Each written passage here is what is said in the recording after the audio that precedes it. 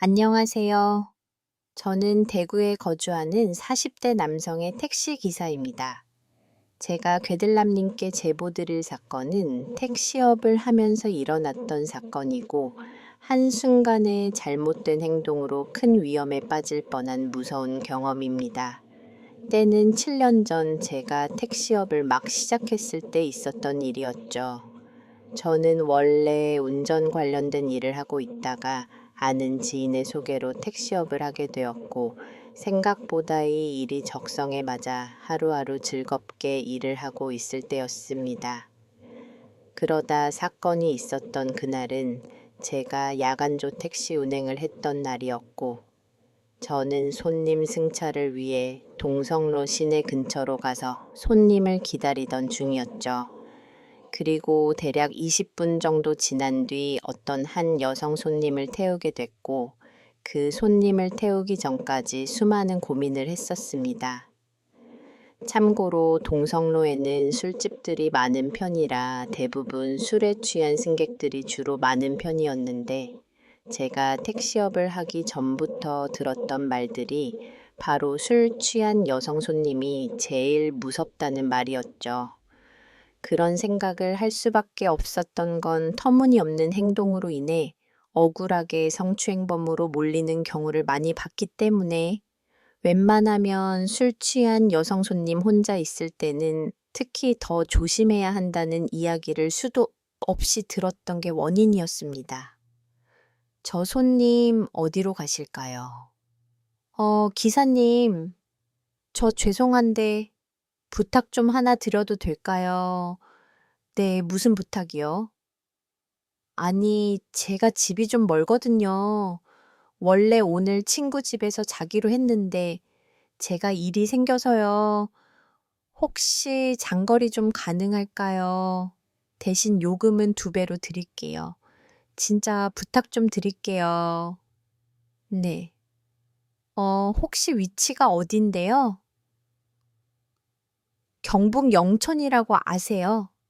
저는 그 여성 손님에게 주소를 듣고 얼마나 걸리는지 내비게이션을 찍어 봤더니 동성로에서는 대략 1시간 정도 걸리는 거리였는데, 자정이 넘은 시간에다 조금 서둘러 운전하면 생각보다 그리 오래 걸리진 않겠다 싶어 손님 제안에 수락을 하기로 했었습니다. 저 요금은 2배로 주시는 거 맞죠? 에이, 당연하죠. 대신 빨리 좀 가주세요. 그렇게 손님을 태우고 출발했고, 제 걱정과는 다르게 그 여성 손님은 술을 마신 것 같이 보이긴 했지만, 그래도 크게 취한 그런 모습은 아니라 저는 안심을 하고 운전에 집중을 할 수가 있었죠. 목적지에 도착할 때까지 이런저런 이야기를 하면서 운전을 했고, 어떻게 보면 조카벌 되는 손님이지만 생각보다 대화도 잘 통했고, 서로 웃으면서 목적지 주변까지 큰 문제 없이 도착을 했었습니다. 그런데 목적지에 도착하고 서서히 문제가 일어나기 시작했었죠. 저 손님 여기서 내려드리면 될까요? 저 기사님, 여기 말고 저쪽 골목 보이시죠? 저희 집이 저쪽 방향인데 여기서 내리면 한참 걸어야 되거든요. 길이 좀 좁긴 한데 안으로 좀 들어가 주실 수 있을까요? 손님이 말한 길은 차 한 대에 겨우 들어갈 만한 협소한 골목이었는데, 그래도 조카 같은 손님을 그냥 내리라고 할 수는 없는 상황이라 손님이 가리키는 골목으로 천천히 진입을 했었습니다. 그리고 얼마 뒤 생각지도 못한 난관에 부딪히고 말았는데, 그건 바로 맞은편에서 트럭 한 대가 천천히 다가오고 있더라고요. 아이 참 이거 큰일 났네. 저 손님 이대로 후진하기에는 너무 오래 걸리겠는데요. 아, 기사님, 저 때문에 괜히 죄송해요. 어떻게 뒤로 갔다가 다시 좀 가주시면 안 될까요? 제가 여기서 내리기도 좀 애매해서요. 그 여성 손님은 집여할 정도로 제게 부탁을 했고, 저는 하는 수 없이 천천히 후진을 하던 중이었습니다. 그런데 이번에는 제가 들어온 골목으로 또 다른 차량이 들어와 버린 아주 최악의 상황이 벌어졌었죠. 그러니까 제 차량 앞뒤로 차량 두 대가로 막은 상황이었고, 저는 중간에 갇혀서 이동 자체가 불가능해져 버렸습니다. 그런 상황에 제 차를 막고 있던 차량 두 대가 서로 차를 못 빼겠다고 실랑이를 벌였고, 이대로 있다가는 손님 집은 물론 제 업무도 피해가 갈 것 같은 생각에 일단 차에서 내려 이 상황을 해결을 해야겠다는 생각뿐이었죠. 저 기사님, 내리지 마시고 잠깐 제 말 좀 들어보세요. 제가 차에서 내리려고 안전벨트를 푸는 순간 뒤에 있던 여성 손님이 다급하게 말을 했었고, 저는 손님에게 왜 그러냐고 물었습니다. 아니, 기사님, 저기 좀 보세요. 밖에 있는 저 아저씨들 조금 이상하지 않아요. 보통 이런 상황이면 화를 내면서 윽박을 지르거나 아니면 경찰에 신고부터 할 만한데 그 사람들은 뭔가 여유가 꽤나 있어 보이는 행동을 했고, 심지어 담배까지 태우면서 뭐가 그리 즐거운지 웃음까지 보이더라고요. 그걸 보고 있으니 이상한 괴리감이 자꾸 들면서 여성 손님 말대로 택시에서 내리면 안 되겠다는 판단이 들었고, 일단 먼저 경찰에 신고부터 해야겠다는 생각이 들었습니다. 그렇게 경찰에 신고를 하고 있었는데, 그때 제 앞을 막고 있던 트럭 주인이 운전석 창문을 두드리면서 차에서 내리라는 액션을 취했고, 저는 끝까지 문을 열지 않고 한번 버텨보기로 마음을 먹었었죠. 제가 창문도 열지 않고 계속 그러고 있으니 밖에서는 택시를 발로 걷어차면서 위협을 했고, 저와 여성 손님은 겁에 질려 경찰이 오기만 손꼽아 기다리고 있었습니다. 그리고 잠시 뒤 경찰차 사이렌 소리가 들렸고, 그제야 안심을 하고 문을 열었는데, 저는 또 한 번 깜짝 놀라고 말았었죠. 제 택시를 앞뒤로 막고 있던 차량 주인 두 명이 어디로 도망을 갔는지 사라져버린 상황이었고, 경찰관에게 자초지종을 설명하고 차량 번호판 조회를 진행했었는데, 두 차량 모두 명의자가 없는 말소 차량으로 밝혀졌습니다. 주로 범죄 목적으로 이런 대포차를 타고 다니는 걸로 알고 있는데, 막상 눈앞에서 그런 사실을 듣고 나니 심장이 내려앉는 무서운 기분이었죠. 그렇게 제 차에 있던 블랙박스를 경찰에게 건네고 레카차를 부른 뒤 골목에 있던 두 대의 차량을 빼고 나서야 저는 다시 대구로 향할 수 있었고, 제 택시에 타고 있던 여성 손님은 경찰과 함께 집으로 간다고 얘기를 들었습니다. 그리고 얼마 뒤 사건을 담당하던 수사관님께 전화가 걸려왔고, 제게 사건에 대해서 설명을 해 주셨는데, 그 이야기를 듣고 나니 정말 아찔하고 온몸에 소름이 끼치도록 무서웠습니다. 그 당시 경북 영천 같은 시골 마을에서 주로 일어나는 범죄 수법이었는데, 트리오라는 이름을 쓰는 인민조 공갈 협박범들이 용의자라는 이야기였죠. 자세한 범죄 수법은 차량 한 대가 겨우 들어갈 만한 좁은 골목에서 주로 이루어지는데, 한 명이 밖에서 망을 보고 있고, 만약 타겟이 되는 차량이 골목에 들어가면 나머지 두 명이 대포차를 끌고 들어와 앞뒤를 막아놓고 사람이 내리길 기다리고 있는다고 합니다.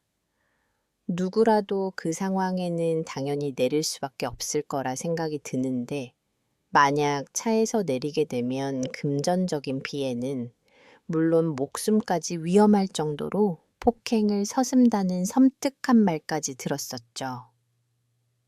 저는 전화를 끊고 나서 하늘이 도와주신 거라 그렇게 생각이 들었고, 그날 택시 손님으로 만났던 여성 손님의 예리한 눈썰미가 아니었다면 저는 둘째치고 그 손님도 무사하지 못했을 거란 끔찍한 생각이 듭니다.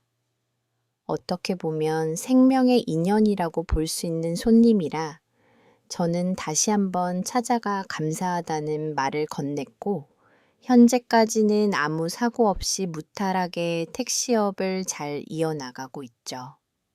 제가 택시 일을 하면서 개들남님 채널을 즐겨 듣고 있고 저도 한 번은 꼭 제보를 하려고 마음만 먹고 있다가 이렇게 사연을 보내게 되었는데 사연과는 별개로 택시를 이용하는 시청자 여러분들께 마지막으로 꼭 하고 싶은 말이 하나 있습니다.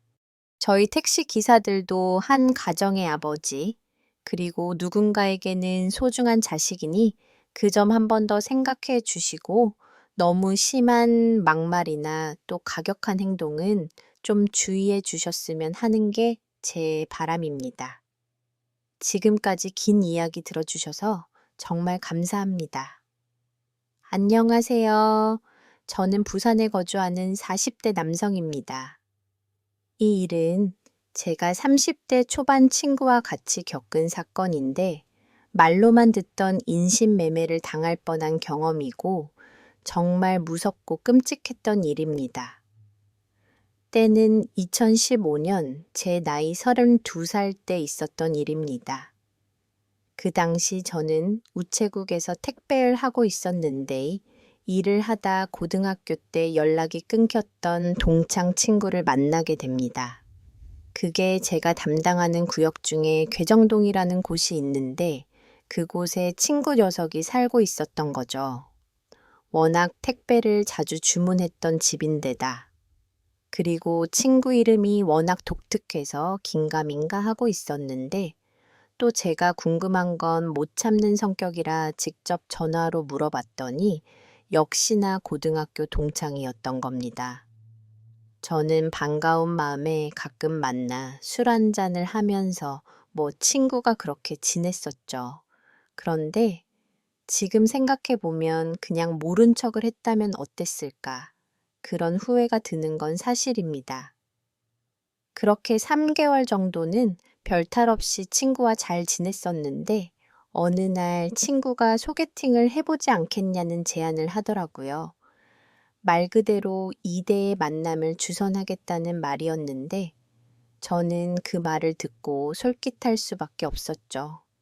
일단 제 직업은 여자 만나기가 어려운 편인데다 솔직한 말로 이런 기회가 흔치 않은 건 사실이기 때문에 저는 두 말 없이 친구 말을 따르기로 하고 약속을 잡았습니다. 약속 날짜 장소는 아직도 기억을 하는데 정확히 9월 5일 토요일 밤 9시 위치는 남포동 1번 출구였고 이날은 평생 잊지 못할 기억으로 자리 잡게 되었죠. 그날 친구와 저녁 7시쯤 만나 간단하게 밥을 먹고 나서 9시쯤 여성분을 만나기로 했었는데 그게 친구 말로는 먼저 여성분들이 술을 마시자고 제안을 했다더군요.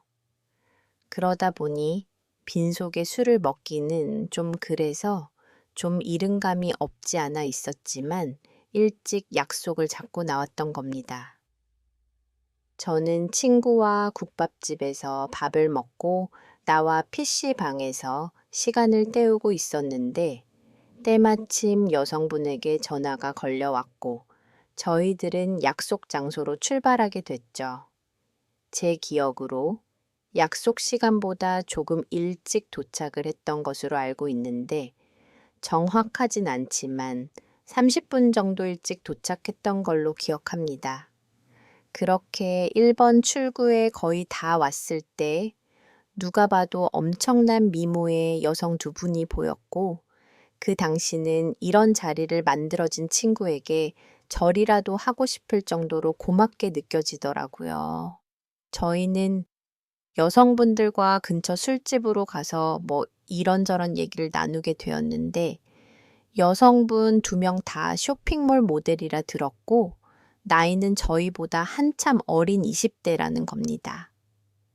지금 생각해 보면 나이도 어리고 외모도 출중한 여자들이 아무런 조건 없이 소개팅을 한다는 것 자체가 너무 이상한 일인데 그때는 그런 의심조차 하지 못했고 그냥 친구 능력이 좋아서 이런 분들을 데리고 왔나 보다. 뭐 그런 생각뿐이었죠. 그렇게 한참 술을 먹다가 친구 녀석이 2차로 노래방을 가자는 제안을 했었는데 그 말을 듣고 여자분이 이런 말을 하더라고요. 노래방이요? 에이, 너무 식상한데 그냥 우리 술이나 더 마셔요. 여자분이 그러는데 여기 근처에 지인이 운영하는 이동식 포장마차가 있다면서 그리로 가자는 말을 했고 저희들은 여성분을 따라가게 되었는데 그곳은 자갈 지역 부근에 있는 포장마차 거리였습니다. 그렇게 수십 개의 포장마차 중 한 곳으로 들어갔는데 포장마차 사장님은 20대 초중반으로 보이는 젊은 여성분이었고 소개팅을 나온 여성분들과 진짜 친한 사이인지 엄청 반가워하며 인사를 하더라고요. 그런데 좀 의아야했던 건 수십 개의 포장마차 중 이곳만 요독 손님이 없었는데 나중에 알고 보니 그 이유는 따로 있었습니다. 사장님께들은 내용으로는 본인은 포장 위주로만 장사를 하고 있고 따로 테이블 손님은 받지 않는다고 하던데 저희가 방문한다는 연락을 받고 그날은 자리까지 만들어 놨다는 말을 하는 겁니다. 그 말을 처음 들었을 때는 부담스럽기도 하면서 또 감사하다는 생각까지 들었는데 이게 가만 보니 뭔가 이상하다는 느낌이 들더라고요. 분명 테이블 손님은 받지 않는다고 들었는데 말의 앞뒤가 안 맞는 부분이 포장마차에서 술을 팔고 있는 부분이었죠. 상식적으로 술을 포장해서 가는 사람은 없을 테니까요. 뭐 어쨌든 사장님이 그렇다고 하니 그냥 별 생각 없이 넘겼고 그런 좋은 분위기가 계속 흘러갈 줄만 알았습니다. 하지만 잠시 뒤 생각지도 못한 끔찍한 사고가 일어났고 그로 인해 그 포장마차의 실체를 알게 되었는데 그게 술에 약을 넣었는지는 모르겠지만 여사장이 건넨 폭탄주를 먹고 나서부터 포장마차에서의 기억은 거기서 끝이 났었죠. 그리고 시간이 한참 지난 뒤 눈을 뜨니 병원 침대였고 제 옆에는 어머니가 서 계셨는데 이게 무슨 상황인지 도통 알 수가 없었습니다. 엄마, 이게 어떻게 된 거예요? 어머니는 저를 보고 눈물까지 흘리면서 말씀을 하시는데 저는 그 말을 듣고 너무 충격을 받아 아무 말도 할 수 없었죠. 불과 몇 시간 전쯤 제가 타고 있던 차량이 전도일 만큼 큰 사고가 났고 그 사고로 저를 제외한 차량에 타고 있던 남성 3명이 사망을 했다는 겁니다. 들으면서도 믿기 힘들 정도였는데 사망자 명단에 적힌 친구 이름을 보고 나니 그제야 실감이 나면서 온몸에 소름이 돋을들 정도로 무서워지더라고요.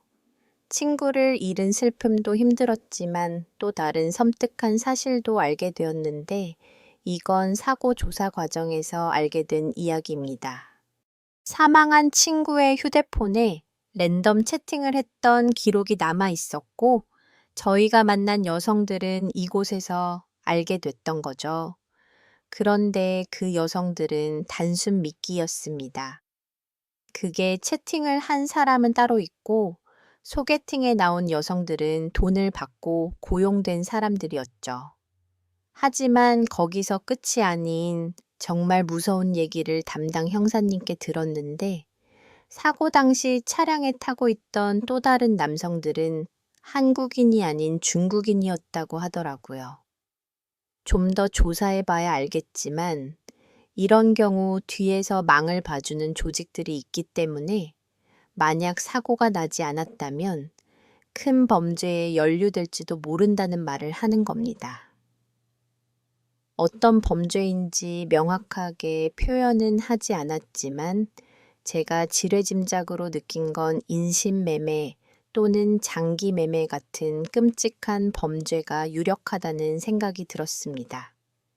제가 입원했을 당시 친구와 제 몸에서 동물 마취제가 소량 발견이 되었다는데 아마 마취제를 탄 술을 먹고 잠이 들자마자 의문의 남자들이 저희를 끌고 갔고 차량으로 이동 중 큰 사고가 났던 거였죠. 이게 불과 하루 만에 있었던 일인데 단순 채팅으로 인해 일이 이렇게 커질는 생각조차 하지 못했습니다. 그 일이 있고 나서 교통사고 후유증 때문에 더 이상 택배 업무는 할 수가 없었는데 그보다 더 절망적이었던 건 이 사건이 단순 교통사고로 종결되었다는 사실이었죠. 저는 사건의 실마리가 남아있을지도 모른다는 생각에 친구와 방문했던 포장마차를 찾아가 봤지만 젊은 여사장은 커녕 비슷한 포장마차도 찾을 수가 없었고 주변 상인분들에게 물어봐도 전혀 모르는 일이라고만 하셨습니다. 그리고 요즘은 포장마차에서 이런 곳들을 조심하라고 형사님이 알려주셨는데 레트로 문화가 유행하면서 잔수를 판매하는 포장마차가 간혹이 있다고 합니다. 이건 8, 90년대쯤 소주나 막걸리를 한 잔씩 팔았던 추억의 문화인데 여기에 독극물이나 아니면 마취제를 타는 방법들이 꽤나 많다고 하니 정말 조심하셔야 될 것 같습니다. 이 사건은 벌써 9년이나 지났지만 친구의 기이 다가오면 그때 그 일들이 생각나면서 너무 힘들고 무섭습니다.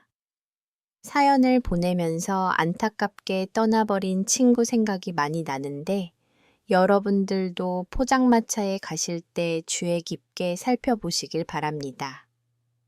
안녕하세요. 현재 대전에 살고 있는 30대 남성입니다. 사건은 불과 2년 전에 있었던 일인데 이런 일이 제 주변에서 일어났다는 게 너무 무섭고 끔찍합니다. 2년 전 고등학교 동창 모임을 처음 나가게 됐고 거기서 준유라는 단짝 친구를 만나게 되었습니다. 이 친구와는 고등학교 때부터 굉장히 가깝게 지내던 사이였는데 대학을 들어가고 군대를 간 뒤로부터 서서히 연락이 끊겨버린 친구였습니다. 준효와는 거진 13년 만에 만나는 자리였고 그간 세월이 지났으니 외모 변화는 당연하겠지만 이상하게 준유는 좀 더 달라 보이는 모습이었죠. 어디서 고생을 했는지는 몰라도 안색이 어둡고 다른 친구들보다 몇 년은 늙어 보이기까지 했었습니다. 준계야, 그동안 잘 지냈냐? 너 왜 이렇게 변했냐? 무슨 일 있는 건 아니지? 아, 요즘 스트레스도 많이 받고 늙어서 그렇지 뭐. 그렇게 준유와 번호 교환을 하고 서로 안부를 주고받았는데 글쎄이 친구가 강원도 시골에서 귀농을 하면서 살고 있다고 하더라고요. 그 당시 제가 30대 중반이었으니 젊다면 젊은 나이 그 나이에 혼자 시골에서 귀농을 하고 있다니까 제 친구지만 진짜 대단하다는 생각까지 들었습니다. 아무 연고지도 없는 강원도까지 가서 혼자 삶을 사는 것이 쉽지 않은 선택이니까요. 그래서 어느 날 준의 집도 구경할 겸 주말에 시간을 내서 강원도로 향했고 저는 친구 집을 구경하다가 정말 생각지도 못한 사실을 알게 되었습니다. 준의 집 안방에 어떤 여자와 찍은 사진들이 보여서 제가 누구냐고 물었더니 한참 뜸을 들이다가 이런 말을 하더라고요. 아, 실은 내 아내야. 나 결혼했거든. 진짜야? 아니, 너 동창회 나왔을 때 다른 친구들도 너 결혼한 거 모르고 있던데 어떻게 된 거야? 그게 좀 안 좋은 일들이 있었어. 그러자 준유는 설명을 해주는데 베트남 여행을 갔다가 한 여성을 만나게 됐고 서로 결혼까지 할 생각으로 부모님께 인사를 드렸더니 준의 부모님이 반대를 하셨다고 했죠. 같은 한국인도 아니고 외국인 여성과 결혼을 한다고 하니 부모님은 화가 나셨던 거고, 결국 중요는 부모님과 연락을 끊고 둘이서 간단히 식을 올린 뒤 시골에서 지내게 되었던 겁니다. 그런 거였어. 그럼 재수 씨는 어디 나간 거야? 그게 사실은 얼마 전에 집을 나가서 연락이 안 돼. 야, 그럼 이러고 있으면 안 되지. 경찰에 신고라도 한 거야. 뭐 이런 적에 한두 번도 아니니까 화나면 나가버리고 또 며칠 뒤에 들어오고 벌써 이런 게 수십 번이야. 기다리면 오겠지 뭐. 저는 오랜만에 만난 친구가 이런 힘든 일을 겪고 있는지는 꿈에도 알지 못했고 잘 해결됐으면 하는 마음으로 그날 중이와 술 한잔을 하면서 위로를 해줬습니다. 그리고 다음 날 저는 대전으로 내려왔고 다시 일상생활을 하고 있었는데 아마 한 달 정도 지났을 때 다시 중유에게 연락이 왔었죠. 중유 무슨 일이야? 일이 있는 건 아니고 너 혹시 여름 휴가 때 우리 집에 좀 올래? 그때가 7월 말이라 휴가 시즌이 가까워질 무렵이었는데 따로 휴가 계획을 세운 것도 아니었고 저도 간만에 중이와 시간도 보낼 겸 그러자고 약속을 잡고 전화를 끊었습니다. 그렇게 휴가 일정에 맞춰 일주일 동안 준의 집에서 지내기로 했고 저는 빈손으로 가기가. 그래서 중유가 좋아하는 과일과 그리고 재수 씨 선물까지 사고 난 뒤 준의 집으로 향했었죠. 중요야 나왔어. 문 좀 열어봐. 중윤의 집은 낡은 철문으로 된 옛날 시골집이었는데 한참을 대문 앞에서 기다려도 나올 생각을 하지 않더라고요. 그래서 무심코 철문을 밀었더니 문도 잠그지 않고 나갔는지 그냥 열리는 겁니다. 계속 문 앞에서 기다릴 수도 없는 노릇이고 일단 철문을 열고 들어갔더니 그때 마침 중교가 마당에 설치되어 있는 냉동 창고에서 나오더라고요. 야, 소리 못 들었냐? 근데 문도 안 잠그고 뭐 하고 있어? 너 왜 이렇게 빨리 왔어? 아, 나 뭐 좀 하고 있어서 못 들었나 봐. 준규는 창고 안에서 뭘 하고 있었는지 모르겠지만 숨을 가쁘게 쉬고 있었고 이번에도 재수 씨는 보이지 않았습니다. 준계야, 재수 씨가 또 안 보이네. 너 혹시 싸운 거야? 뭐 그게 그렇게 됐어. 에휴, 잘 사는 모습만 보여줘야 하는데 맨날이 모양이네. 제가 처음 중유집을 방문했을 때와 마찬가지로 재수 씨는 집을 나간 상황이었고 여기서 일주일 동안 지내고 있으면 그 사이에 재수 씨가 돌아올 거라 생각했었죠. 하지만 제 예상은 빗나갔고 그때는 이 집이 이렇게 무서운 곳인지도 전혀 알지 못했습니다. 그날 밤 중요와 저녁을 먹고 나서 일찍 잠이 들었는데 잠자리가 바뀌어서 그런지 평소에 꾸지도 않던 꿈까지 꾸고 말았죠. 꿈에 대해 간단히 풀어보자면 어떤 여자가 산을 타고 있었는데 그 여자가 다리를 다쳤다며 도와달라는 꿈이었고 저는 그냥 개꿈이라고 생각하고 큰 의미를 담지 않고 넘어갔었습니다. 그리고 그날 중요와 아침밥을 먹고 마당에서 쉬고 있는데 중교가 제게 부탁이 있다면서 말을 꺼내더라고요. 친구야, 나 작업할 게 있는데 좀 도와줄 수 있어 그래. 네가 애 놀고 먹고 있는데 당연히 도와줘야지. 무슨 작업인데? 내가 마당에 연못을 만들 계획이거든.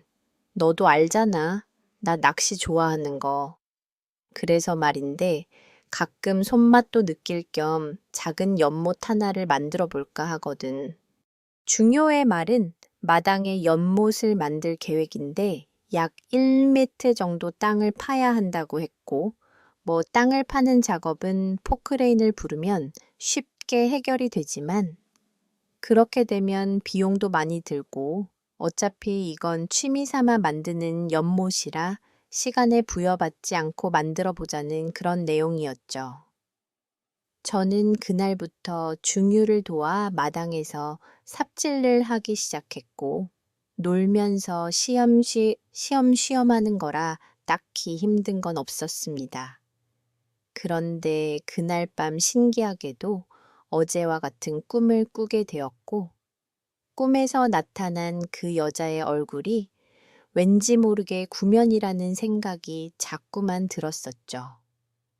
누군지 알 것 같으면서도 명확하게 기억은 나지 않았고 종일 제 머릿속에서 그 여자의 얼굴이 지워지지 않던 상황이었습니다. 그렇게 찜찜한 상태로 있다가 그날 점심쯤 준의 안방에 있던 재수 씨 사진을 다시 보게 됐고 제가 꿈에서 봤던 여자가 바로 재수 씨라는 걸 그제야 알게 되었죠. 그래서 중요에게 꿈에서 재수 씨가 나온다고 말을 하려고 했었는데 이게 또이 친구에게는 상처가 되는 일이니까 휩싸리 말을 꺼낼 수도 없었습니다. 저는 휴가 기간 동안 준균의 집에서 지내면서 같은 꿈을 반에 섞었고 집으로 돌아가기 전 중요에게 힘들게 말을 꺼냈었죠. 준규야, 내가 이런 말을 해야 되나 진짜 고민했었는데 내 꿈에 자꾸만 재수 씨가 나오더라고. 근데 다리를 다쳤다면서 도와달라고 그러는데 혹시 재수 씨한테 무슨 일 생긴 건 아니겠지. 에이, 걱정 마. 실은 오늘 집에 들어온다고 좀 전에 연락 받았어. 아, 그래. 그럼 재수 씨 얼굴이나 보고 갈까? 오늘은 그냥 올라가는 게 좋을 것 같아. 둘이서 할 얘기도 있고, 내가 다음에 정식으로 소개해 줄게. 그 말을 듣고 나니 왠지 모르게 안도감이 들었고, 제가 괜한 걱정을 했었나 싶더라고요. 저는 마지막 인사를 하고 다시 대전으로 내려왔고, 그 뒤로 중유와 매일같이 안부를 주고받으면서 지냈는데, 어느 날부터 카톡을 보내도 답장이 없고, 전화를 걸어도 받질 않는 겁니다. 처음에는 중요가 바빠서 그러나 보다 했었는데, 이게 2주가 넘도록 연락이 안 되다 보니 슬슬 걱정이 되더라고요. 그렇다고 무작정 강원도로 갈 수도 없는 상황이고, 저도 제일 일이 바쁘다 보니 뭐 어떻게 할 방법이 없었습니다. 그렇게 한 달 정도 지났을 무렵 보는 번호로 연락해 왔었는데, 그건 기다리고 기다리던 중유의 연락이었죠. 중교야, 너 번호 바뀐 거야. 갑자기 연락이 안 돼서 걱정했잖아. 아, 내가 일이 좀 생겼거든. 당분간은 연락을 좀 못할 것 같은데 친구로서 부탁 하나만 들어주라. 너 시간 될 때 말이야. 우리 집 안방 침대 밑에 검은색 가방이 하나 있거든. 그 가방 우리 부모님한테 좀 가져다 줘. 내가 부탁 좀 할게. 그 말과 함께 전화는 끊어졌고 그 주말 아침 저는 준의 집으로 향했는데 글쎄 중유의 집 앞에 폴리스 펜스가 둘러져 있는 겁니다. 그걸 보고 너무 당혹스러웠고 이게 무슨 일인지 싶어 중유에게 전화를 걸었더니 없는 번호라고 나오더라고요. 그래서 중유네 옆집으로 찾아갔고 거기에는 어떤 아저씨가 살고 계셨는데 준의 집에서 무슨 일이 있었는지 분명 알고 있을 거란 생각에 저는 아저씨에게 물어봤었습니다. 저 아저씨 죄송한데요.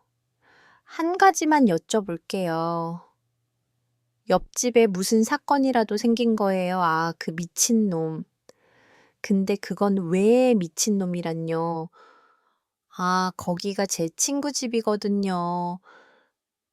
친구라고. 나 그런 인간이랑 엮이지 마. 진짜 큰일 난다.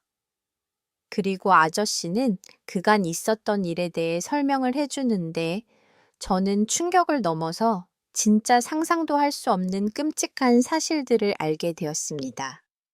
대략 2주 전쯤 아저씨가 마당에서 식사를 하고 있었는데 어디선가 비릿한 냄새가 풍겼다고 합니다. 처음 며칠간은 냄새가 금방 사라졌다고 하는데 어느 순간부터 그 냄새가 너무 심해서 원인을 찾아봤더니 그게 준의 집에서 나던 냄새였답니다. 아저씨는 준의 집으로 찾아갔지만 사람이 없는지 인기척도 느끼질 못했고 도저히 참다 못해 경찰에 신고를 했었는데 이미 중이는 집을 비운 지 꽤 오래된 상태였다고 하더라고요. 그런데 그 악취의 원인은 준의 마당에 있는 연못에서 나는 냄새였고 그 연못 뒤에는 한 여성의 시신이 부패된 상태로 발견이 되었다고 합니다. 그리고 며칠 전 중유는 스스로 자수를 했고 이건 그 아저씨가 경찰에게 들은 얘기라는데 마당에 우물을 만들기 전부터 이미 그 여성은 살해된 상태로 냉동 창고에 보관되어 있었고 여성의 실체는 중요의 아내인 베트남 여성이었다고 하더라고요. 아저씨, 지금 하는 말 사실이에요. 아니, 내가 뭐 하러 없는 말을 지어내겠어. 아, 그리고 그놈이 연못에다가 물고기를 풀어놨었는데 칸디루라고 하는 어종인데 자네 알고 있나 칸디루요? 아니요. 처음 듣는데요. 그게 브라질에서 서식하는 어종인데 사람 시체를 뜯어먹는 물고기거든. 나리당 3만 원이나 하는 비싼 어종인데 그거를 수십만이나 풀어놨다고 하더라고. 저는 그 말을 듣고 나서 아무 말도 할 수가 없었고 중요의 아내가 집을 나간 게 아닌 중유에게 살해를 당했다고 하니 너무나 끔찍하고 무서웠습니다. 믿기 힘들지만 아저씨가 했던 말은 모두 다 사실이었고 저는 경찰서를 찾아가 중요의 말을 토대로 상황 설명을 드리고 침대 밑에 숨겨둔 가방이 있다고 말을 했었습니다. 나중에 듣기로는 가방 안에 소량의 돈과 보험 서류가 들어 있었다고 하는데 만약 보험금 때문이라면 스스로 자수를 했다는 것도 이해가 가지 않는 부분이고 도대체 중요의 말은 어디서부터 진실인지 파악을 할 수가 없을 정도였죠. 제 주변에서 이런 무서운 놈이 존재했다는 사실만으로도 너무 소름이 끼치고 그날 그 집에서 반적으로 꿨던 꿈은 단순 개꿈이 아니었던 겁니다.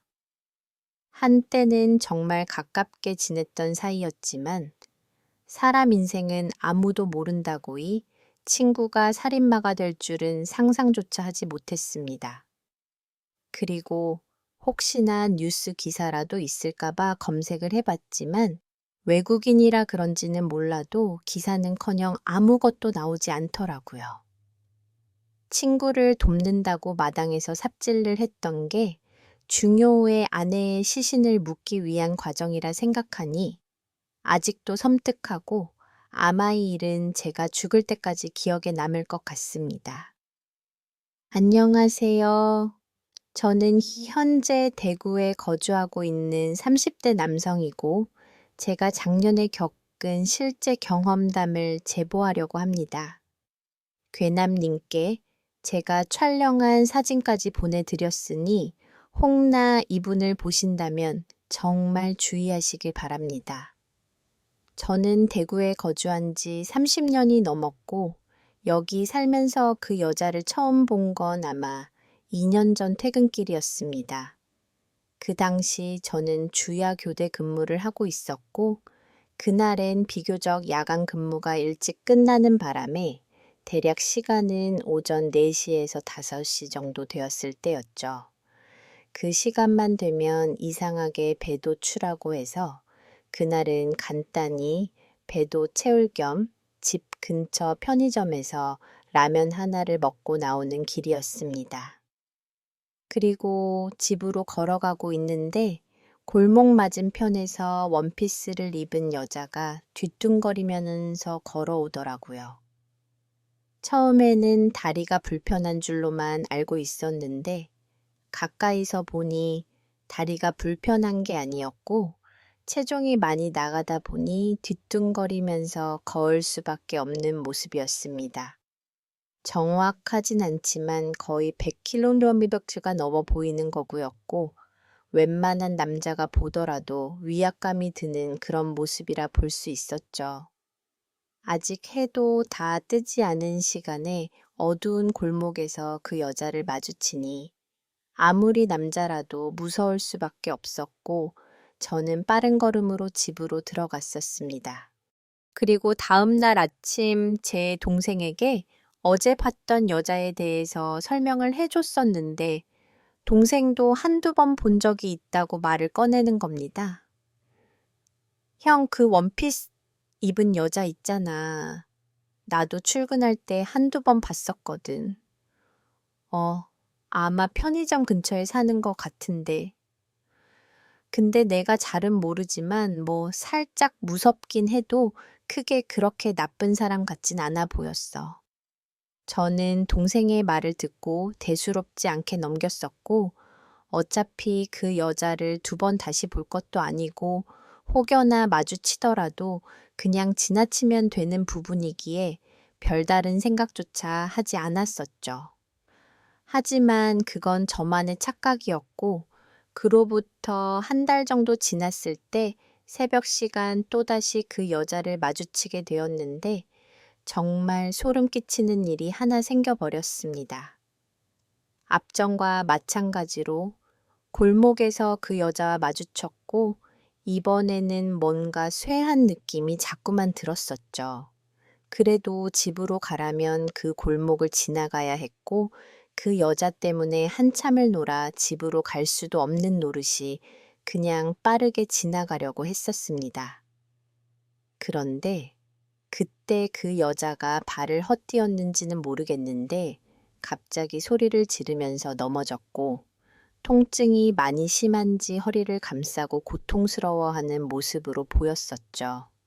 그걸 보고 있자니 분명 도움이 필요할 것 같다는 생각이 들었고 솔직히 마음 같아선 곧장 집으로 가고 싶었지만 그냥 지나치기에는 자꾸 뭔가 걸리는 기분이라 저는 용기를 내서 그 여자에게 다가갔었습니다. 저 혹시 괜찮으세요? 좀 도와드릴까요? 제 말에 여자는 아무 말도 하지 않고 저를 뚫어지기만 쳐다봤고 저는 여자를 일으켜주고 도움을 주려고 했지만 왠지 그러면 안 될 것 같다는 느낌이 불쑥 들었었죠. 그래서 다시 집으로 향하는데 그때 그 여자가 소리를 지르면서 제게 알 수 없는 말을 했고 저는 깜짝 놀라서 뒤를 쳐다봤었는데 그 여자가 한 손에 과일 깎는 과도를 들고 저를 향해 걸어오고 있는 겁니다. 그걸 보고 미친 듯이 집으로 뛰어왔고 다음 날 동생에게도 이 사실을 말해주면서 이 여자를 만나면 무조건 피하라고 신신당부를 했었죠. 근데 그 사건이 원인이 되었는지는 몰라도 그 후로부터 동생에게 조금 섬뜩한 말들을 듣게 되었습니다. 형, 내가요, 며칠 동안 봤는데 그 형이 말한 그 여자 있잖아. 원피스 입은 여자. 아니, 그 여자가 자꾸만 우리 집 주변에서 서성이는 것 같거든. 뭔가 나쁜 사람 같진 않아 보이는데 이상하게 볼 때마다 소름이 끼치는 거야. 눈빛도 조금 이상하고. 동생에게 그 말을 듣고 나서 혹여나 그 여자를 마주칠까봐 두려웠고 언제 어디서 나타날지는 아무도 모르기 때문에 저는 새벽 퇴근길이 두려워지기 시작했었죠. 그래서 퇴근이 빨라지면 일부러 늦게 집으로 가기도 하고 그 여자와 마주친 골목이 아닌 다른 길로 돌아서 집으로 가기도 했었는데 이렇게 피하는 것도 하루 이틀이지. 날이 가면 갈수록 저만 힘들어지는 것 같아 여간 스트레스를 받는 게 아니었습니다. 그렇게 스트레스가 극에 달라고 더 이상 이렇게 지낼 수는 없다고 생각이 들었고, 만약 다음에 그 여자를 또 만난다면 그때 망설이지 않고 곧장 경찰에 신고하기로 마음을 먹었었죠. 망가짐을 달리 생각하니 저도 한결 편안해지면서 다시 예전의 생활 패턴으로 돌아가 적응을 하고 있었는데, 하지만 그것도 얼마 가지 못하고 또다시 그 여자를 마주쳤을 때, 이번에는 정말 끔찍한 사건이 터지고 말았습니다. 그날도 야간 근무를 마치고 집으로 가는 길이었고, 평소처럼 편의점에 들려 라면 하나를 먹고 있었는데, 제 앞으로 뭔가 싸늘한 시선이 느껴지는 겁니다. 그래서 무심코 앞을 쳐다봤더니 바로 원피스를 입은 그 여자가 저를 노려보고 있었고, 순간 예전 기억이 떠오르면서 온몸에 소름이 끼치더라고요. 아니나 다를까 그 여자는 갑자기 원피스 아래로 손을 넣더니 그때 받은 흉기를 꺼내 들었고, 저는 그걸 보자마자 곧장 편의점 안으로 들어가 편의점 사장님께 사정을 말씀드렸습니다. 다행히도 밖에서 있던 여자를 본 편의점 사장님께서 재빨리 출입문에 잠가 주셨고, 그 여자는 주먹으로 문을 두드리면서 저에게 미친 듯이 소리를 지르며 저를 문 밖에서 쳐다보고 있던 상황이었죠. 저는 너무 무섭고 겁이 나서 경찰 신고는커녕 아무 생각도 들지 않았고, 그냥 이 자리를 벗어나고 싶다는 그런 마음뿐이었습니다. 경찰 신고는 편의점 사장님께서 하셨는지 잠시 경찰이 도착했고, 그 여자가 저를 흉기로 상해를 입힌 건 아니기 때문에 특수상해 미수로 조사를 진행한다는 말을 들었었죠. 그리고 얼마 뒤 저 또한 피해자 신분으로 경찰서에 가서 조사를 받게 되었고, 그제야 그 여자에 대한 모든 것을 알 수가 있었습니다. 원피스를 입고 다니는 그 여자는 정신적으로 문제가 있는 사람이었는데, 그 여자를 담당하는 사회지사가 저를 만나고 싶어 한다는 이야기를 듣게 되었고, 저는 사회지사를 만나 전혀 예상치도 못했던 충격적인 이야기를 들을 수가 있었죠. 그 이야기는 3년 정도 지난 이야기였는데, 그때만 해도 그 여자는 정상적인 생활을 하고 있던 사람이었답니다. 그런데 어느 날 집에 강도가 드는 사건이 일어났고, 그 사건으로 인해 유일한 가족이었던 아버지가 눈앞에서 흉기에 찔렸고, 그 여자는 손쓸 결도 없이 강도를 피해서 도망가려고 했으나 그마저도 실패하고 그 여자마저도 강도에게 피습을 당했다고 합니다. 결국 이웃집 주민의 신고로 사건을 밝혀지게 되었고, 고장 109를 불렀지만 아버지는 끝내 사망하고 그 여자는 기적적으로 의식을 회하게 되었다고 하더라고요. 그 일이 심한 트라우마로 남게 되었고, 그때부터 그 여자는 정신적으로 문제가 있는 행동을 보이기 시작했는데, 하지만 이번처럼 흉기를 들고 다니는 건 또 처음 있는 일이라고 사회지사 본인도 이해가 가지 않는다고 설명을 했었죠. 그리고 그 사회지사가 알 수 없는 이야기를 한 가지 더 꺼냈는데, 과거에 그 여자를 상담하면서 들었던 내용 중에 범인의 신체와 몽타주에 대해 아주 자세하게 들은 적이 있었다고 합니다. 그 얘기를 듣고 저를 한번 쳐다보더니 이건 본인만의 생각인데 아마 그 범인의 얼굴과 제가 너무 흡사해서 순간 이런 비정상적인 행동을 하지 않았나 그렇게 추측을 한다는 이야기를 듣게 되었습니다. 제 입장에선 너무 당황스럽고 아직도 사연을 보내면서 너무 무섭고 소름이 돋는데, 제가 만약 범인과 닮은 외모 때문에 한 여자에게 그런 끔찍한 표적이 되었다는 사실이 아직도 믿기지가 않고 이건 말 그대로 그 사회지사의 추정일 뿐이니 너무 답답하고 찜찜하기만 했었죠. 저는 그 일을 겪고 동생과 의논해서 급하게 다른 곳으로 방을 구했고 2번 다시 그 동네 근처로는 얼씬도 하지 않고 지내고 있습니다. 대구에 거주하시는 시청자 여러분들은 혹시나 원피스를 입고 뒤뚱거리면서 돌아다니는 거구의 여자를 새벽에 만나신다면 무조건 피하시길 당부드립니다. 저는 아직도 그 여자가 가끔 꿈에서 나오는데 저를 향해 칼을 들고 달려오는 그 눈빛은 아직도 잊을 수가 없을 정도로 너무 공포스러웠던 경험이었습니다. 안녕하세요. 저는 대전에 거주하는 30대 남성입니다. 제가 이런 일을 당하기 전까지는 꽤나 밝은 성격의 소유자였지만 현재는 사람에게 적대감만 드러낼 정도로 심각하게 변해버린 사연입니다. 이 일은 불과 2년 전 2023년 초에 일어난 일입니다. 그 당시 저는 직장을 퇴사하고 그간 모은 돈과 그리고 은행 대출을 받아 작은 고깃집을 오픈하게 되었죠. 큰 규모의 가게는 아니지만 가게 운영상 서빙을 도와줄 아르바이트생 1명 정도는 필요했는데 그마저도 사람이 잘 구해지지 않아 오픈 초기에는 저희 어머니가 서빙을 도와주면서 가게를 함께 운영하고 있었습니다. 그렇게 1달 정도 지났을 때 드디어 첫 알바를 구하게 됐고 저는 정말 가족처럼 친근하게 대해줬지만 그것도 얼마 가지 않아 연락도 없이 가게를 나오지 않았죠. 그 후로도 이와 유사한 일들이 계속 반되었고 저의 어머니도 하시는 일이 있어서 언제까지 저를 도와줄 수도 없는 노릇이라 참 난감하기만 할 뿐이었습니다.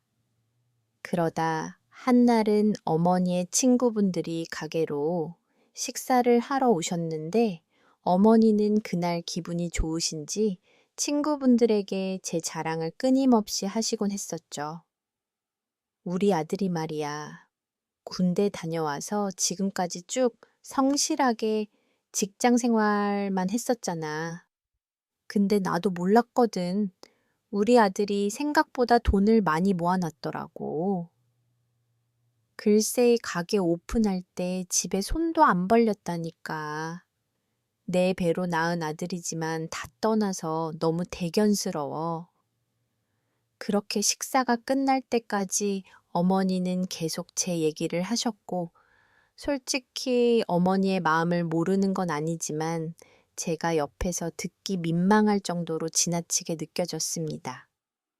어머니의 친구분들은 식사가 끝나자마자 집으로 돌아가셨고, 그날 밤 개 마감을 하고 있을 때 어머니가 저를 불러 이런 말씀을 하시더라고요. 준태야, 엄마도 하는 일이 있고 내가 언제까지 도와줄 순 없잖아. 그래서 말인데 아까 그 엄마 친구가 일 잘하는 차안 아가씨를 1명 소개해 준다고 했거든. 나보고 며칠만 기다려라고 했으니까 이제 걱정 안 해도 될 거야. 그러니까 어머니의 친구분들이 가게에서 식사를 하고 있을 때 어머니와 가장 가까운 사이였던 수기모라고 불리는 분이 있었는데 그분도 자영업을 하고 계시는 입장이라 그런지 뒤탈 없는 확실한 사람이 있다며 소개를 해주겠다는 그런 희소식이었습니다. 그 말을 들었을 땐 안 그래도 사람 구하기 어려운 상황에 아는 분에게 소개를 받는 것이 어떻게 보면 더 신뢰가 간다는 생각이었고 저는 하루빨리 연락이 왔으면 좋겠다고 생각을 했었죠. 그리고 며칠 뒤 어머니의 친구분인 수기모의 소개로 소희라는 여자분이 저희 가게를 찾아왔고 그날부터 같이 일을 하게 되었습니다.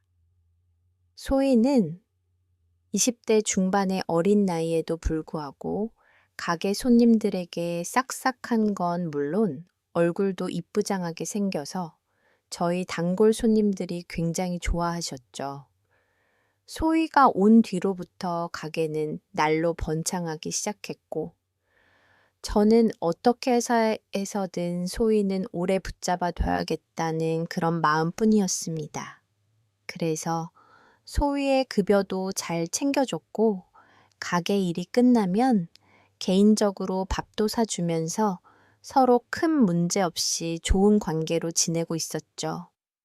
그렇게 소희와 온종일 붙어 있다 보니 알게 모르게 정이 많이 들었고, 저도 모르는 사이에 제가 소희를 이성적으로까지 생각을 하게 되었는데, 물론 그러면 안 되는 건 알지만 한번 빠져버린 마음은 이미 돌이킬 수가 없었습니다. 날이 갈수록 소희에 대한 마음은 점점 커져갔고, 결국 참다 못해 소희에게 고백을 했었는데, 저는 예상치도 못한 대답을 소희에게 듣게 되었죠. 소희는 저를 처음 봤을 때부터 호감이 있었다고 말을 했고, 제게 먼저 고백을 하고 싶었다는 말까지 들었는데, 제가 살면서 여자에게 고백을 받아본 건 처음이라 기쁘기도 했지만 한편으로는 뭔가 알 수 없는 묘한 감정까지 들었습니다. 아무튼 그렇게 소희와 교제를 하게 되었고, 제 인생은 그때부터 꼬여버렸죠. 소희와 깊은 사이가 되고 나니 전처럼 열심히 일하는 모습은 보이지 않고, 틈만 나면 지각을 하면서 점점 멋대로 행동을 하기 시작했었습니다. 아무리 공과 사지만 연인에게 싫은 소리를 하기도 영찜찜했고, 또 소희 때문에 자주 들리는 단골 손님도 많은 편이라 제가 사장이지만 소희에게 끌려다닐 수밖에 없었죠. 그 당시 분명 잘못된 건 알았지만 저도 소희를 많이 좋아하고 있었고, 소희와 결혼까지 생각할 정도로 진지하게 만나고 있었기 때문에 더더욱 말을 하지 못하고 지냈던 것 같습니다. 그렇게 소희를 이해해주면서 가게를 운영했었는데, 이번에는 가게 매출이 자꾸만 맞지 않는 상황도 빈번하게 일어나곤 했었죠. 예를 들면 하루 매출이 80만 원이라 가정했을 때 최소 5만 원에서 10만 원까지 돈이 비는 경우가 잦았고, 처음에는 단순 계산 실수라고 생각했지만 시간이 지날수록 소희가 돈을 빼돌린다는 느낌을 떨칠 수가 없었습니다. 그래서 한날은 소희를 불러 진지하게 이야기를 건넸었죠. 저 소희야, 내가 이런 말은 안 하려고 했는데 요즘 말이야, 가게 매출이 자꾸 안 맞거든. 어, 그걸 왜 나한테 물어봐. 돈 계수는 오빠가 직접 하잖아. 아, 그건 그런데 혹시나 해서 묻는 거야. 아니면 됐어. 소희는 제 말에 기분이 나빴던지 그날 종일 한마디도 하지 않았고, 그 일로 인해 저희 사이는 금이 가기 시작했었죠. 하지만 그 일은 단순 해프닝이었고, 알고 보니 어머니가 가게로 가끔씩 놀러 오셨을 때 소희가 착실하고 이쁘다면서 용돈을 주셨는데, 어머니가 현금이 없다 보니 가게 금고에서 돈을 꺼내줬던 거고, 그 사실을 저도 모르고 돈을 받은 소희도 몰랐던 사실이라 서로 오해를 할 수밖에 없던 상황이었죠. 저는 괜히 소혜를 의심한 것 같아서 너무 미안했고, 그날부터 소혜를 더 살뜰히 챙기면서 다시 가까워지도록 노력하며 지냈었습니다. 그렇게 소희와 교제를 한 지 1년 정도 됐을 무렵, 저희는 결혼 이야기가 나왔고, 양과 부모님께 인사를 하고 나서 결혼식 비용에 대해 이야기를 나눈 적이 있었습니다. 그런데 그때 제가 미처 알지 못했던 소희의 금전적인 사정을 그제야 알 수가 있었죠. 저 오빠 진짜 미안해. 나 실은 대출이 조금 있어. 뭐 대출. 그게 얼마대 한 5천만 원 정도야. 오빠한테 미리 말 못해서 너무 염치 없는데 늦었지만 지금이라도 말을 해야 할 것 같아서. 그 말을 들었을 땐 결혼을 다시 한번 생각해 봐야 하나 싶을 정도로 충격이었지만 5천만 원이란 큰 돈의 사용처가 바로 부모님 병원비였다는 말을 듣고 나니 또 한편으로는 마음이 좋지 않았습니다. 그리고 사랑하는 여자를 돈 때문에 헤어질 수도 없는 노릇이라. 저는 큰 돈이지만 소희의 빚을 갚아주기로 이야기를 나눴죠. 이 사실을 저희 어머니에게도 말씀을 드렸는데 어디 가서 소회 같은 여자는 만나기 힘들다면서 오히려 잘했다는 말을 들을 정도로 어머니는 소희를 믿고 좋아하셨습니다. 저는 소희에게 5천만 원을 건네고 소희와 함께 결혼식장부터 그리고 저희가 살 집까지 벌어다니면서 정신없이 하루를 보냈었는데 어느 날 갑자기 소희가 사라져 버렸죠.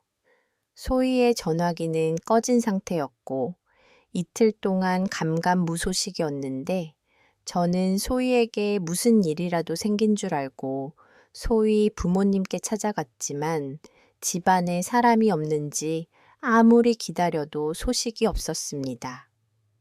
결국 일주일 동안 소희의 소식은 들을 수가 없었고 저는 답답한 나머지 경찰에 신고까지 했었지만 경찰은 상대방이 제 연락을 거부한다면서 더 이상 연락을 하지 말란 말만 들었었죠.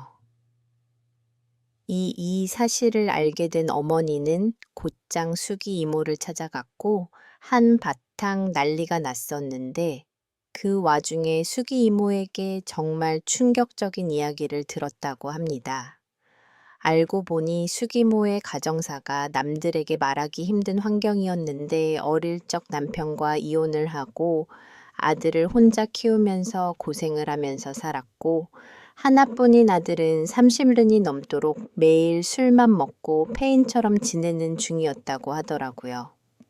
그런데 어머니가 계속 수기모에게 제 자랑을 하니 그 당시에는 너무 짜증이 나서 견딜 수가 없었다고 합니다. 그래서 일부러 소희를 소개해 주려고 했다는데 소희는 화류계에서 일하는 룸빵 아가씨였고 수기모 가게의 단골 손님이라 종종 안부를 물으면서 지내는 사이였다고 했죠. 때마침 소희가 평범한 일을 하면서 살고 싶다는 이야기를 수기모에게 말했고 수기모는 소희를 꼬드겨 고깃집에서 서빙을 하면 어떻겠냐고 제안을 했었다고 합니다. 수기모의 이야기는 거기까지 없고 소희와 수기모의 사이에 어떤 거래가 있었는지는 모르겠지만 어떻게 보면 수기모가 소희에게 일자리만 소개해 준 거지 연애를 하라고 하지는 않았으니 수기모 잘못은 크게 없다고 봐도 할 말이 없는 상황이었죠. 결국 어머니도 이제 더 이상 말씀을 하지 못하고 집으로 돌아오셨고 저는 고민 끝에 혼인자 사기건으로 고소를 진행하기로 마음을 먹었습니다. 그렇게 고소를 진행하고 기다리던 중 소희에게 연락이 닿았고 저는 정말 당혹스럽고 어처구니 없는 말까지 듣게 되었죠. 소희는 이미 다른 남자와 동거 중이었고 진작 정리를 하고 싶었지만 저에게 미안해서 미리 말을 못했다는 말과 소희 부모님이라고 뵙던 분들은 소희가 고용한 일을 알바였고 소희의 진짜 부모님은 지금 살아계시는지 소식조차 알 수 없다는 충격적인 말을 하더라고요. 그러면서 한 번만 봐달라고 사정을 하는데 저는 너무 큰 배신감에 곧바로 변호사를 통해 고소 절차를 밟았고 그 결과는 징역 1년 6개월에 실형을 선고받게 되었죠. 안타깝지만 소희에게 건넨 5천만 원은 소희가 룸에서 일을 할 때 마이킹이란 대출을 받았었는데 그걸 갚느라 전부 다 써버렸고 소희 명예로 된 재산도 없어서 민사소송을 진행해도 피해 금액을 받긴 어려운 상황입니다. 저도 물론 힘들고 괴롭지만 저희 어머니도 한동안 아무것도 드시질 않고 누워만 계셨죠. 아마 가장 가깝다고 생각했던 친구, 수기모에게 그런 배신 아닌 배신을 당했으니 어머니도 충격에 빠져버릴 수밖에 없었던 모양입니다. 저는 2년 전 이런 일들을 겪고 나서부터 사람을 보면 적대감이 먼저 들었는데 2년이 지난 지금은 아직도 힘들지만 천천히 괜찮아지는 것 같습니다. 현재도 결혼을 전제로 사기를 치는 인간들이 꽤나 많다고 하니 미혼인 분들은 앞으로도 정말 조심하셔야 할 것 같습니다. 안녕하세요. 저는 서울에 거주하는 30대 초반의 남성입니다.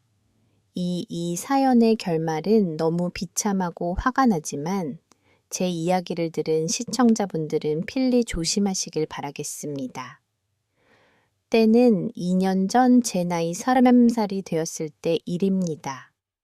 그 당시 저는 나이 30을 먹도록 연애 횟수가 2번밖에 되지 않는 연애 숙맥이었고 늘 일과 집을 반하다 보니 이성을 만날 기회조차 없던 그런 삶을 살고 있을 때였습니다.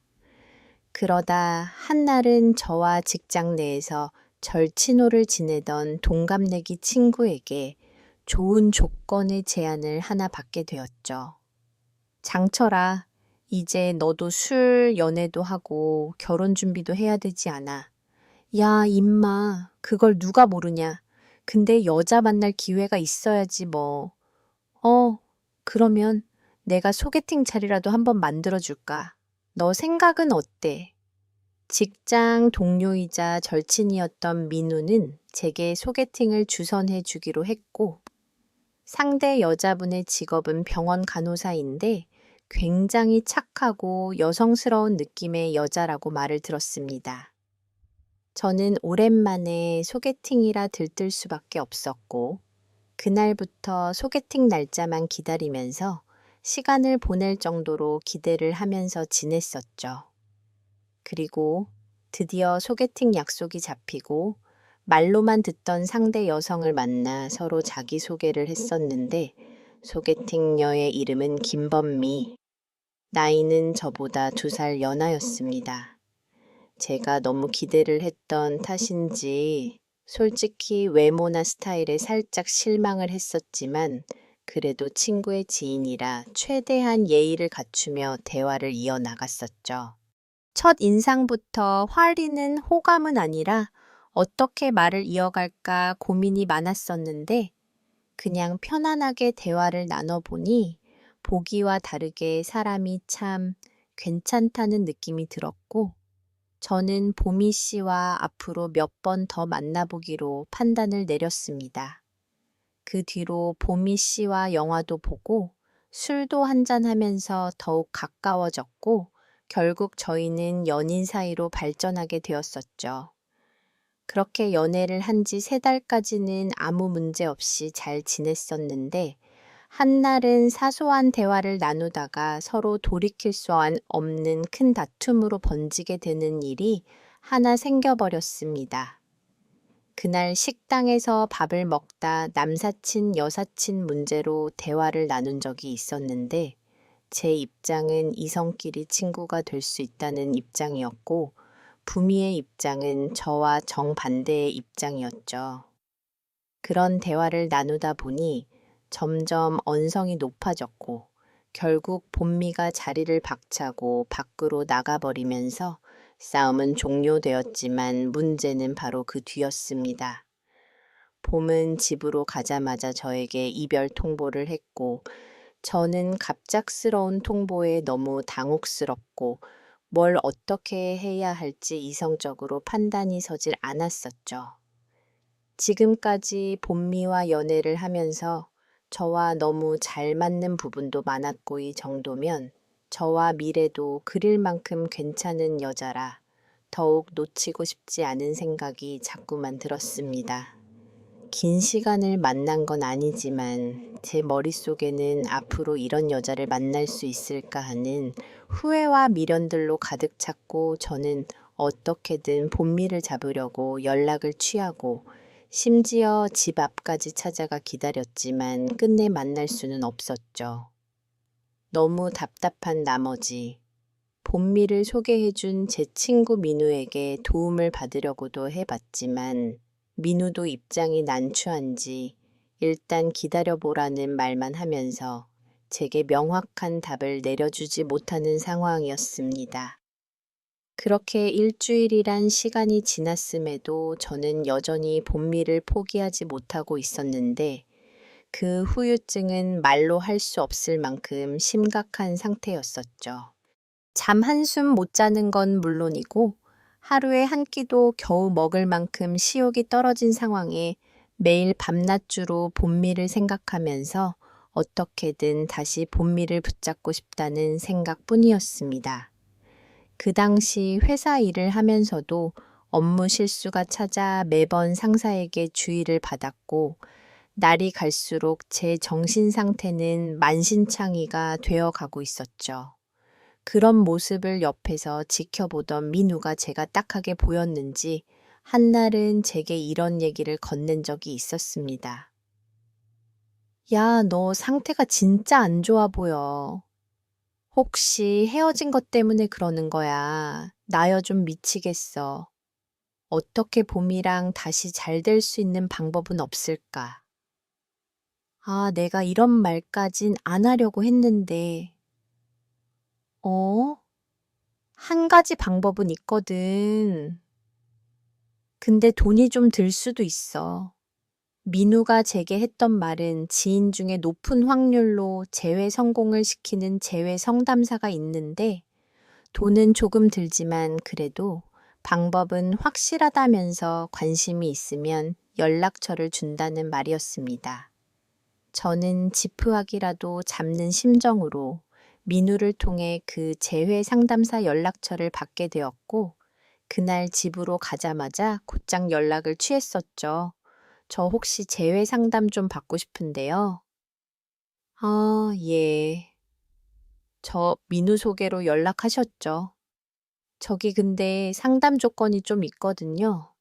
그 말은 재회 상담을 받기 위해선 일단 가입비라는 게 필요했는데 그건 300만 원이란 큰 돈이었고 그 큰 돈의 조건은 재회가 90% 이상 성공한다는 솔깃한 내용이었습니다.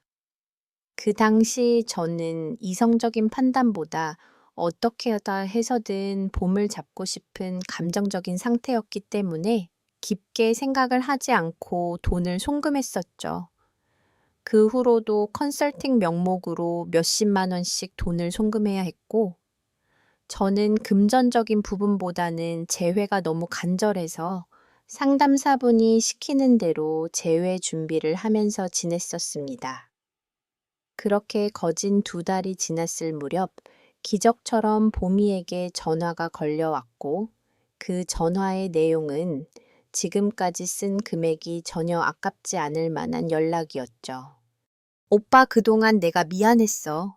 사실 나도 고민을 많이 했는데 오빠랑 다시 잘 만나고 싶어. 저는 한치의 망설임도 없이 보미와 재회를 하게 됐고 서로 이해해주면서 예전처럼 잘 만나는 듯 했었으나 그 끝은 2달도 안 돼서 끝이 나 버렸습니다. 봄은 예전과 비슷한 이유로 갑작스럽게 이별을 통보했고 이번에는 문자 한 통을 남겨놓고 곧바로 잠적을 해버렸죠. 자세한 영문도 모른 채 이별을 감당해야 했고 첫 번째 이별보다 더 힘들고 고통스러웠지만 이번에는 앞전과 다르게 마음가짐을 다르게 먹고 본미와 인연이 아닌 거라 생각하고 마음을 정리하기로 결심을 내렸습니다. 그리고 시간이 흐를수록 점점 더 괜찮아지고 있었는데 어느 날 입사한 지 얼마 안 된 후배에게서 이런 이야기를 듣게 되었죠. 그건 민우에게 여자를 소개받기로 했다는 말이었는데 순간 민우가 본미를 후배에게 소개해 주려는 건 아닐까 하는 불안감이 들기 시작했고 저는 그 생각 때문에 일에 집중을 할 수가 없었습니다. 그래서 고민 끝에 후배를 불러 조심스럽게 물어봤었죠. 너 이번에 소개팅 하기로 했다면서 혹시 소개받는 분 직업이 간호사야? 어, 네. 선배가 그걸 어떻게 하세요? 그 말을 듣는 순간 가슴이 내려앉는 기분이었고, 저는 후배에게 소개팅녀의 인상차기를 물었더니 아니나 다를까 그건 보험이라는 것을 알 수가 있었습니다. 저는 너무 어이가 없어서 민우를 찾아가 따지고 물었는데 민우에게 돌아오는 대답을 듣고 나서 아무 말도 할 수가 없었죠. 야, 둘 사이에 그렇게 된 건 너희들 문제지. 왜 그걸 나한테 따져. 그리고 보미가 나한테 남자 소개해달라. 그래서 그냥 생각난 김에 후배 직원 얘기를 한 것뿐이야. 그게 뭐 잘못이야. 민우의 말이 틀린 건 아니지만 그래도 제 입장을 조금이라도 생각했다면 같은 회사 후배에게 본미를 소개하는 자리를 만들지 않았을 거란 생각에 저는 배신감마저 들었습니다.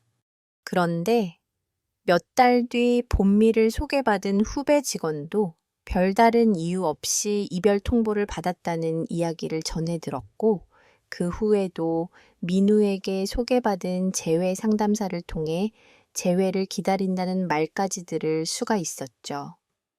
그제야 모든 것이 너무 수상하다는 생각이 들었고 이대로 가만히 손 놓고 있을 수는 없다는 판단에 저는 인터넷으로 사설 탐정을 고용해 민우의 뒷조사를 하기로 일회를 했었습니다. 그리고 며칠이 지나고 저는 사설 탐정을 통해 충격적인 사실을 듣게 되었고 그 말을 처음 들었을 땐 도저히 믿을 수가 없을 정도로 충격적이었죠. 글쎄 민우와 보미가 연인 사이인 듯 손을 잡고 다니는 모습이 포착이 되었고 게다가 제게 재회 상담사라고 소개했던 상담사는 바로 민우의 사촌형이라는 황당한 사실까지 알게 되었습니다.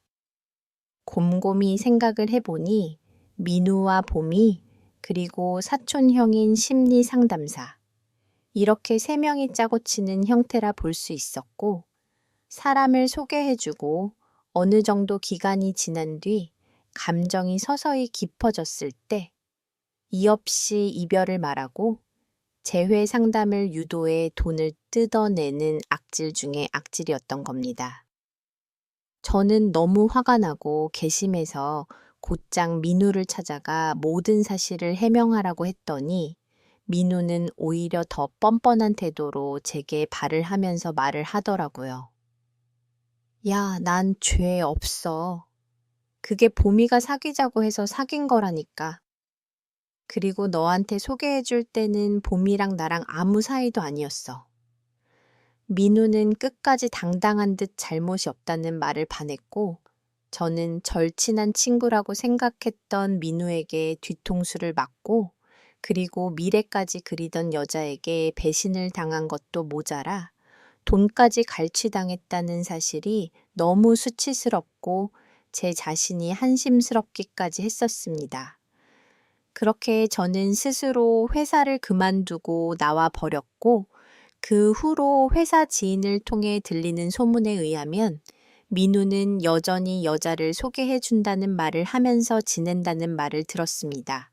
사람 감정을 이용해서 돈을 뜯어내는 악질 수법인데 이건 당한 사람만 바보가 되는 현실이라 어떻게 손쓸 방법도 없다는 게 정말 비참하기만 합니다.